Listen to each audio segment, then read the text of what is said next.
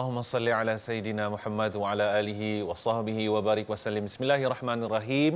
Assalamualaikum warahmatullahi wabarakatuh. Assalamualaikum subuh pagi ini bersiaran langsung daripada Al-Hijrah, insya-Allah. Hari ini 4 November 2022 bersamaan dengan 9 Rabiul Akhir 1444 Hijrah. Apa khabar penonton sekalian yang menonton secara langsung daripada TV sekarang ni? Alhamdulillah, terima kasih. Dan apa khabar juga yang menonton melalui Facebook TV Al-Hijrah? Jangan lupa like, jangan lupa share, jangan lupa save di timeline anda. InsyaAllah boleh tonton bila-bila masa. Kalau terlepas tak sempat, boleh follow di semua platform media sosial. Assalamualaikum, insya-Allah. Bersama-sama kita bina syurga di rumah, insya-Allah. Bina rumah di syurga dan masuk syurga sekeluarga, insya-Allah. Dan pagi ini kita bersama dengan Akademi Al-Bayan, insya-Allah. Dan pastinya bila bersama dengan Akademi Al-Bayan, kita akan bersama dengan pengasas dan pengerusi Pertubuhan Akademi Al-Bayan sendiri, insya-Allah, iaitu yang bahagia Syekhana Al-Ustaz Dr. Nur Muhammad Hadi Zahlan. Assalamualaikum Ustaz. Waalaikumsalam warahmatullahi wabarakatuh. Apa khabar Ustaz? Alhamdulillah. Hari Jumaat insya-Allah senyuman Ustaz makin manis. Subhanallah, insya-Allah. Sama-sama kita banyak-banyak bersalawat insya-Allah kepada para penonton sekalian, insya-Allah, kepada Nabi sallallahu alaihi wasallam, insya-Allah. Dan topik kita hari ini adalah seperti biasa menyambung siri perjalanan terakhir dengan topik kita adalah syafaatmu dambaanku Nabi sallallahu alaihi wasallam, insya-Allah. Dan sebelum tu Ustaz, mari kita ajak para penonton sekalian, insya-Allah, kita sama-sama hayati dan dengarkan insya-Allah daripada bacaan Al-Quran daripada Al-Ustaz Syekh Asim Uthman untuk bacaan ayat suci Al-Quran ini sebagai rujukan kita bersama, insya-Allah. Mari kita sama-sama saksikan dan hayati, insya-Allah. A'udzu billahi minasy syaithanir rajim. Bismillahirrahmanirrahim. Laqad ja'akum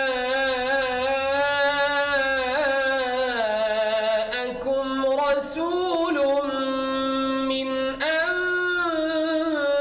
anfusikum azizun 'alaihi ma 'anittum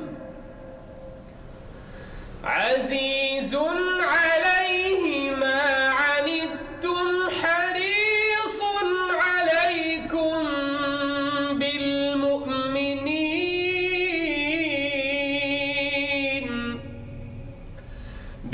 mu'minin raufur rahim.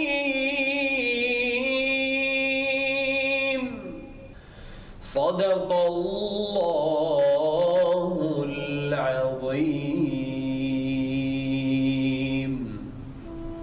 Sesungguhnya telah datang kepada kamu seorang rasul dari golongan kamu sendiri, iaitu Nabi Muhammad SAW, yang menjadi sangat berat kepadanya sebarang kesusahan yang ditanggung oleh kamu, yang sangat tamak inginkan kebaikan bagi kamu, dan ia pula menumpahkan perasaan belas serta kasih sayangnya kepada orang-orang yang beriman. Alhamdulillah, insya-Allah. Itu adalah rujukan hari ini untuk Assalamualaikum subuh kita pada pagi ini, iaitu daripada surah Taubah ayat 128, insya-Allah. Jadi sebaiknya kita nak bertanyakan kepada ustaz sendiri, apakah maksud sebenarnya yang Allah ingin sampaikan kepada kita?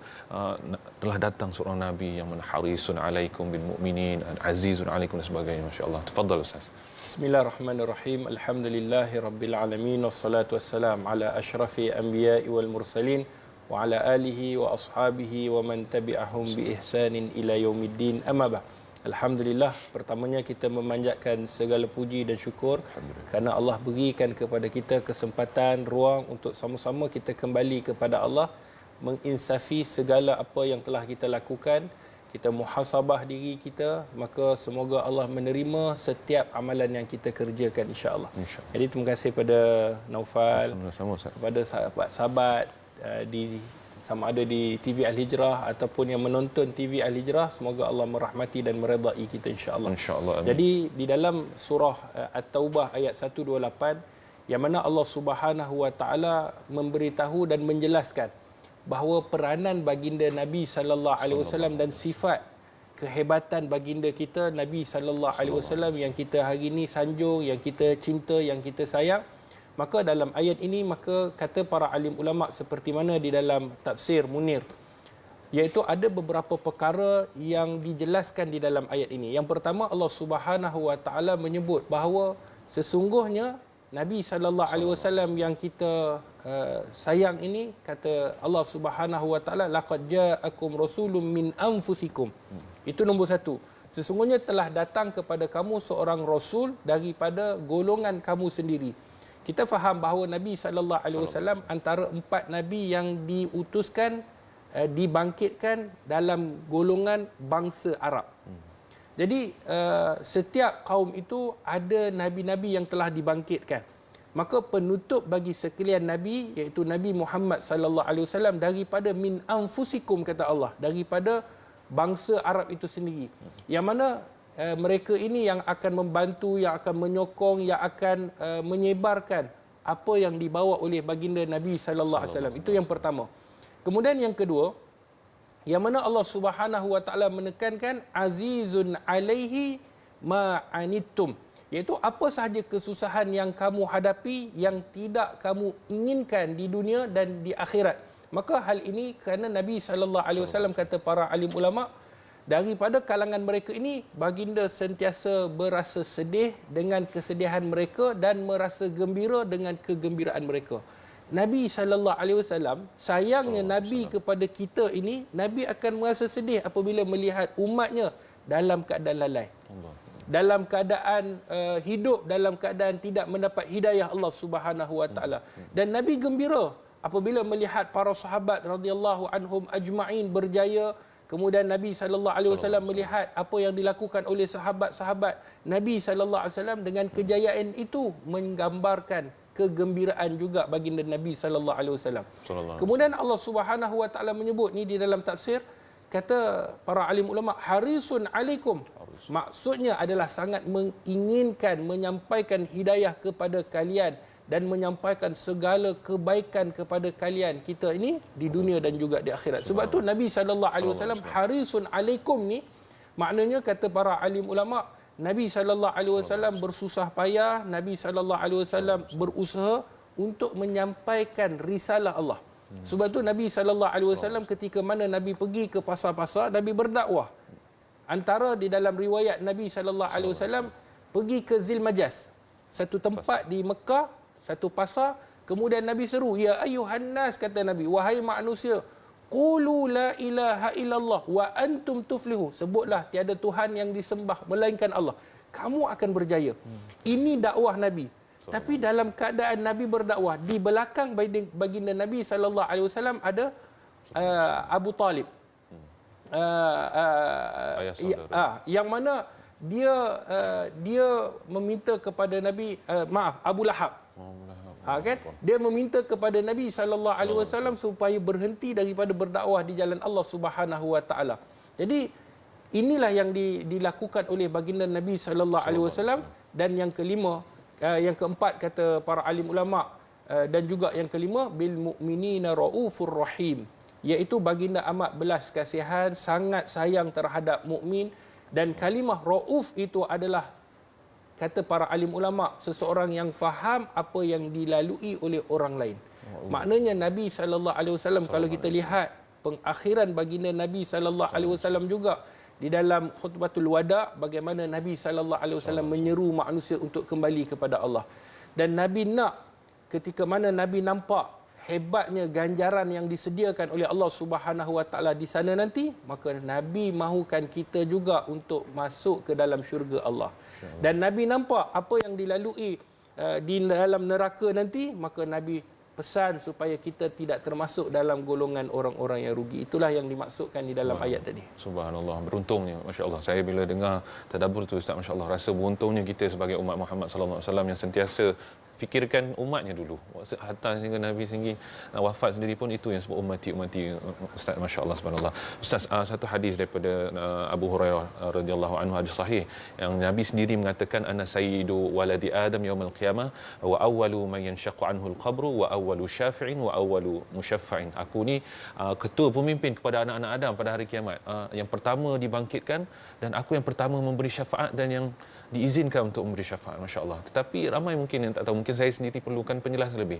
Apakah yang maksud sebenarnya kepentingannya syafaat Nabi sallallahu alaihi wasallam ni, dan siapa sebenarnya yang layak dan berhak dapatnya, Ustaz? Sahabat-sahabat penonton yang dirahmati oleh Allah, bila sebut tentang syafaat ini, kita tahu ia adalah pertolongan ataupun mengharapkan sesuatu yang boleh membantu ketika mana kita ini membantu kita ketika berada dalam keadaan kesukaran.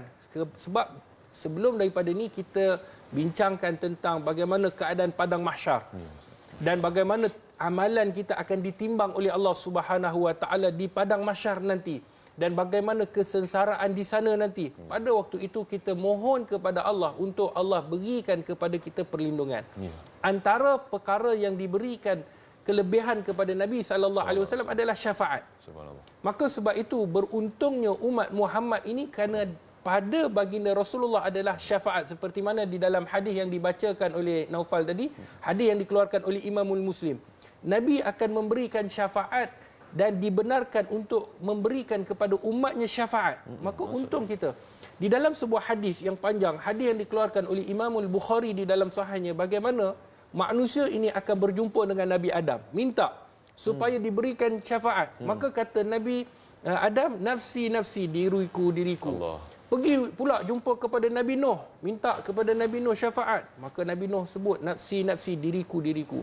Jumpa pula kepada Nabi Ibrahim, ya Nabi Allah, engkau adalah Khalilullah, engkau adalah kekasih Allah, minta. Maka kata Nabi Ibrahim, nafsi nafsi. Jumpa Nabi Musa pun sama, jumpa Nabi Isa pun sama. Maka ketika itu jumpa Nabi sallallahu alaihi wasallam, dan pada ketika itu Nabi kata, hari ini aku akan memberikan kepada kamu syafaat. Allah. Maka pada ketika itu, Nafan, bila kita baca hadis ini, bagaimana para sahabat takutnya mereka di sana. Inilah yang kita sebutkan perjalanan terakhir. Yang mana pada ketika itu sahabat kata, ya Rasulullah, bagaimana kami nak cari engkau ya Rasulullah? Di padang mahsyar ini berbilion orang, daripada Nabi Adam sampailah manusia terakhir dilahirkan. Waktu itu kata Nabi, carilah aku di timbangan. Karena aku akan berikan syafaat di situ.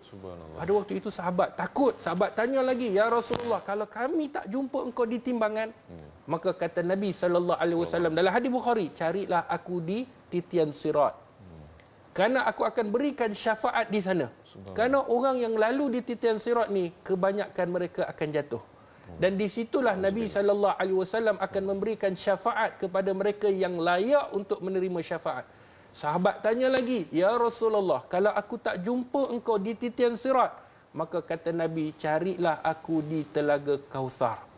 Maka sahabat, bagaimana kalau kita lihat keimanan, kehebatan sahabat ini, walaupun keimanan sahabat ini kalau nak timbangkan dengan iman kita jauh bezanya. Betul. Tetapi bagaimana dia nak mencari baginda Rasulullah untuk menerima syafaat Allah Subhanahu wa taala dan syafaat baginda Nabi sallallahu alaihi wasallam. Maka sebab itu kita kena syukur kepada Allah kerana kita salah seorang yang dipilih oleh Allah untuk menjadi umat Nabi kita sallallahu alaihi wasallam. Cumanya persoalannya, adakah kita akan mendapat syafaat baginda Rasulullah sallallahu alaihi wasallam? Sallallahu alaihi wasallam. Allahu akbar. Itu satu soalan yang menyentak jiwa sebenarnya. Kita mengaku, oh aku umat Muhammad, tapi sebenarnya layak tak layak tu belum tahu lagi, subhanallah. Baik, kita akan sambung lagi berbincang dengan topik kita ni insya-Allah, dambak syafaatmu dambaanku insya-Allah. Selepas ini Assalamualaikum subuh akan berehat sebentar insya-Allah. Terus stay bersama kami.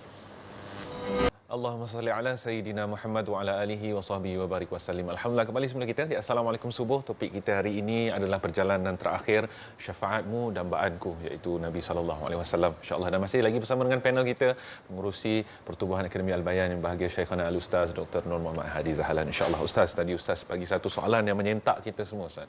Memang untung kita semua memang dilahirkan umat akhir zaman, dipilih sebagai umat Nabi Muhammad sallallahu alaihi wasallam. Tetapi adakah kita ni layak untuk mendapat syafaatnya? Dan mungkin Ustaz boleh kongsikan kepada kami, siapa sebenarnya yang dapat syafaat Nabi sallallahu alaihi wasallam dan siapa pula yang tidak, Ustaz?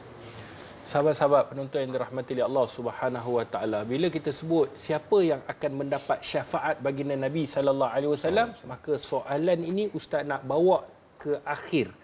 Tetapi ustaz nak sentuh yang tak dapat dahulu, sebab Ustaz, kita risau, kita takut kita termasuk na'udzubillah, termasuk dalam golongan orang yang tidak mendapat syafaat. Walaupun kita hari ini adalah orang yang duduk dalam kalangan ataupun kita ni adalah umat Nabi sallallahu alaihi wasallam, tiba-tiba kita tak dapat. Kerana kalau kita baca di dalam surah Al-Kautsar, kan? Telaga Kautsar ini bagaimana seperti mana yang disebutkan di dalam hadis Nabi sallallahu alaihi wasallam, telaga Kautsar ini akan diberikan kepada umat Muhammad sallallahu alaihi wasallam. Dan dalam satu hadis bagaimana kata Nabi sallallahu alaihi wasallam ada dalam kalangan mereka ini yang tidak dapat minum, yang ditegah oleh para malaikat untuk minum telaga Kautsar. Allahu Akbar. Kenapa? Ketika mana Nabi sallallahu alaihi wasallam, Nabi kata itu umat aku. Nabi kata itu umat aku, tetapi mereka tidak dapat minum. Kemudian kata di dalam hadis itu, kamu tidak tahu wahai Muhammad apa yang berlaku selepas daripada kewafatan engkau. Allahu Akbar. Inilah yang kita risaukan, yang kita takut. Sebab itu dalam surah Mudassir ayat 48 Allah Subhanahu wa taala menyebut Bismillahirrahmanirrahim. Fama tanfa'uhum syafa'atul syafi'in. Syafa'atul syafi'in. Kata Allah, fama tanfa'uhum syafa'atul syafi'in. Iaitu maka tidak akan berguna kepada mereka sebarang syafaat pertolongan kalaulah ditakdirkan ada sesiapa yang boleh memberikan syafaat itu. Ada beberapa golongan yang takkan dapat syafaat, walaupun sekiranya ada yang akan memberikan syafaat, maka mereka tidak akan dapat syafaat. Siapa mereka? Allah sebutkan dalam ayat yang di atas. Sebelum daripada Allah sebutkan ayat 48 tadi, di sana Allah Subhanahu wa taala sebutkan ma salakakum fi saqar, iaitu siapakah orang-orang yang akan menyebabkan mereka akan masuk ke dalam neraka saqar.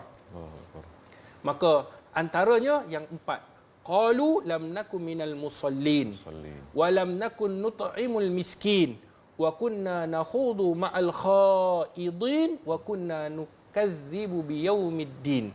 Inilah orang yang tidak akan mendapat syafaat Nabi sallallahu alaihi wasallam, kata para alim ulama. Yang pertama, meninggalkan solat, mengaku dirinya Islam, mengaku dia adalah umat Muhammad tetapi tidak mendirikan solat. Yang kedua, tidak memberi makan kepada orang miskin. Nampak orang miskin, tahu orang miskin, dan dia ada, orang kata dia boleh mampu untuk memberikan sedekah, mampu untuk membantu, tetapi dia tidak mahu membantunya. Dan bercakap ataupun dia terlibat bercakap dengan perkara-perkara yang tidak sepatutnya. Fitnah, kata ke orang, maki orang, ini adalah mereka-mereka yang tidak akan mendapat syafaat Nabi sallallahu alaihi wasallam. Dan yang keempat, seperti mana dalam ayat ini, mendustakan hari kiamat. Sebab itu orang ini tidak akan mendapat syafaat baginda Nabi sallallahu alaihi wasallam, seperti mana dalam ayat tadi, fama tanfa'uhum syafa'atus syafi'in, iaitu pada hari itu tidak akan memberi manfaat langsung. Walaupun ada orang Nabi akan memberikan syafaat, tapi mereka tidak akan dapat. Tetapi persoalan yang kita nak tahu juga, siapa yang akan dapat syafaat? Siapa Ustaz? Kalau tadi kita sebut syafaat ini akan dapat kepada orang yang tak dapat, orang yang 4 tadi, 4 golongan. Dan orang yang akan mendapat syafaat Nabi sallallahu alaihi wasallam sudah pasti orang yang banyak berselawat ke atas junjungan besar baginda Nabi sallallahu alaihi wasallam. Orang yang sentiasa berselawat ke atas baginda Rasulullah, mereka inilah orang yang akan sentiasa mendapat syafaat baginda Rasulullah.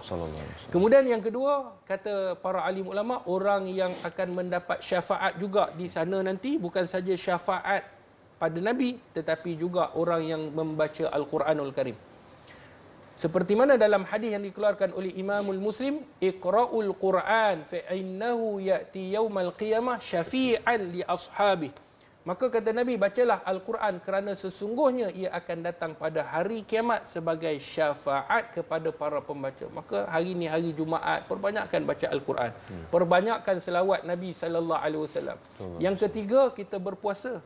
Seperti mana dalam hadis Nabi sallallahu alaihi wasallam, satu hadis baginda Rasulullah yang dikeluarkan oleh Imam Ahmad, maka orang yang berpuasa ini, seperti mana dalam hadis, puasa dan Al-Quran akan memberi syafaat buat hambanya pada hari kiamat. Subhanallah. Dan yang keempat adalah dengan kita berdoa. Antaranya doa selepas kita habis mendengar azan.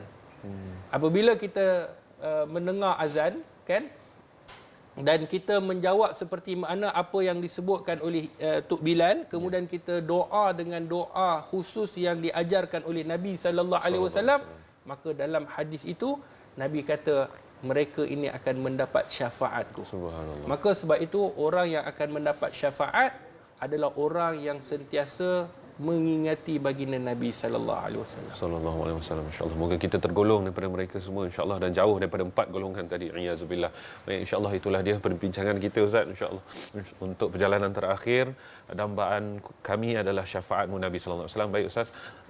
Hebahan mengenai Al-Bayan, Ustaz, insya-Allah boleh kongsikan pada para penonton, silakan. Sahabat-sahabat penonton yang dirahmati oleh Allah, dermawan, hartawan, hari ini hari Sayyidul Ayyam, hari penghulu sekalian hari. Maka kita mengajak kepada sahabat-sahabat, ayo sama-sama kita menambah saham akhirat kita dengan kita berinfak, bersedekah, berwakaf di Pertubuhan Akademi Al-Bayan untuk pembangunan Akademi Al-Bayan yang mana kita akan bina di Kampung Pego Alor Gajah, yang mana tanahnya lebih kurang 2 ekar, dan semalam Ustaz dah berbincang dengan kontraktor untuk memulakan kerja-kerja awalan untuk buat proses-proses seterusnya untuk kita membina.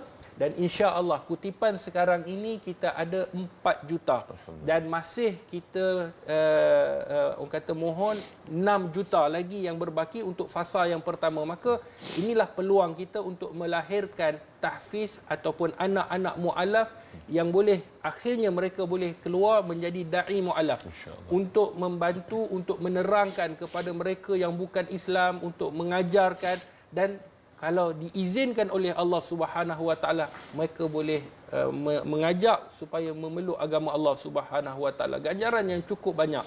Antaranya kita akan membina rumah Allah. Orang yang membina rumah Allah, Allah akan membina rumahnya dalam syurga. Kemudian apabila mereka mengamalkan segala apa yang diajarkan, hasil bantuan kita, kita dirikan Akademi Al-Bayan ini, iaitu pembangunan yang lengkap. Maka setiap apa yang mereka lakukan, solatnya, belajar puasa, kita akan dapat saham. Insya-Allah. Kemudian bukan itu saja, yang paling besar adalah mengislamkan orang. Jadi ini adalah orang kata kita mohon kepada Allah, semoga inilah saham akhirat kita di sana nanti. Dan insya-Allah Ustaz nak wawarkan juga kepada semua sahabat-sahabat, kalau nak join kelas pengajian Islam boleh, seperti mana yang tertera, boleh telefon nombor telefon secara percuma kepada anak-anak ataupun ibu-ibu dalam 3 bahasa. Ada bahasa Melayu, bahasa Tamil, ada bahasa Mandarin. Semuanya secara percuma, dan guru-guru yang bertauliah setiap hari Sabtu secara online. Secara online, secara percuma, masya-Allah. InsyaAllah sama-sama kita memberikan wakaf, sedekah, zakat kepada Pertubuhan Akademi Al-Bayan. Semoga ganjaran sentiasa bersama dengan kita, insya-Allah. Amin, insya-Allah, insya-Allah. Segera kita sama-sama kita hari Jumaat ini harap yang berkah, insya-Allah. Jazakumullah khairan katsira kepada yang bahagia Ustaz Dr. Muhammad Hadi Zahlan, masya-Allah, pengerusi Pertubuhan Akademi Al-Bayan. Itu yang kita nakkan, ikuti Nabi sallallahu alaihi wasallam dalam sedekah baginda, dalam selawat baginda, dan dakwah yang akan dihasilkan oleh anak-anak mualaf ni, insya-Allah. Insya-Allah sekian saja kita Assalamualaikum subuh pagi ini. Kita akan sambung semula insya-Allah di Assalamualaikum jam 7 pagi nanti. Insya-Allah saya Nafal Hatta mengakhiri pagi kita pagi ini di Assalamualaikum subuh. Assalamualaikum warahmatullahi wabarakatuh.